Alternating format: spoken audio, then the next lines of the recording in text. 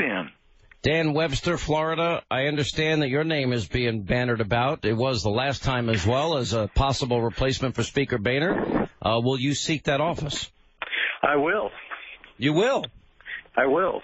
And I was just about to nominate Louis Gohmert. Look at that. That'd be okay, too. Well, I told Dan back in end of July that I would support him in this race.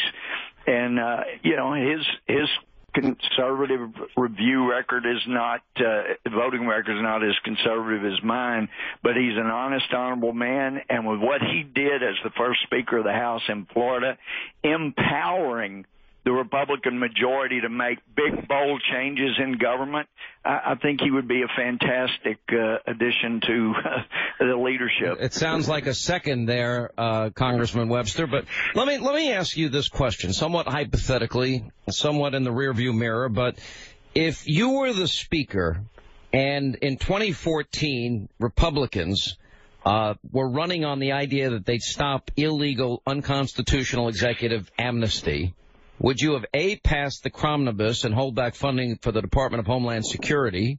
Would you have just passed a continuing resolution and wait till the new Senate, the new Congress came into power?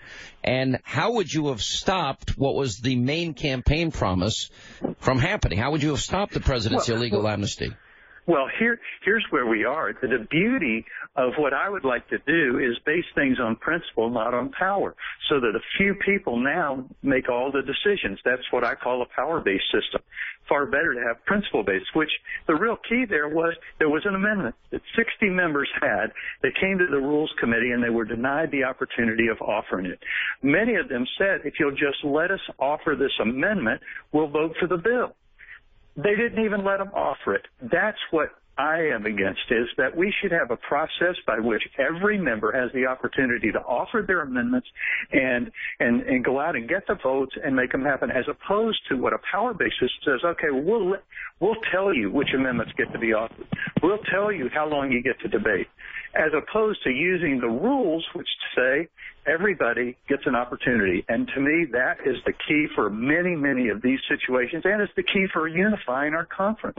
Well, now I assume there's probably going to be a battle between those that are more establishment types and more conservative types. So will, for example, have any of you spoken with any of the members of the Freedom Caucus, Louis? I've talked to a number of them this morning, and I haven't talked to them after the meeting they were having. Give me some of the names that I hear. Hensarling may get involved. Is Jim Jordan, I think, has been encouraged. I know Paul Ryan said he will not run. Louis, I'm taking it if you're supporting Webster, you're not going to put your hat in the ring. So No, I've burned so many bridges and made so many people angry. Such a troublemaker. No wonder why Boehner's calling you names. Jeb earlier, and Jeb said he was not. So, Sean, if we make the mistake of if they'll just give us a seat at the table, if they'll give conservatives a seat at the table, we'll play by the same old rules. That'd be a grave mistake. And what I'm worried about is somebody's going to cut a deal with McCarthy and say, yep, you can be Speaker if you'll just give us one of these positions further down. Look, the Speaker, at least the way it's been run by John Boehner, can rule with an iron fist here. And Daniel Webster's right. We need a change in the process. We can't ask for a seat at the table with business as usual. We need to go for the top spot, and we need to reform this institution. American people know this place is broken.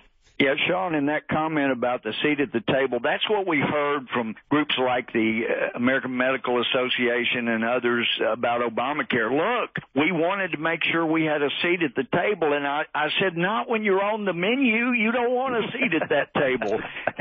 So let's talk about let's talk about names that are being bantered about.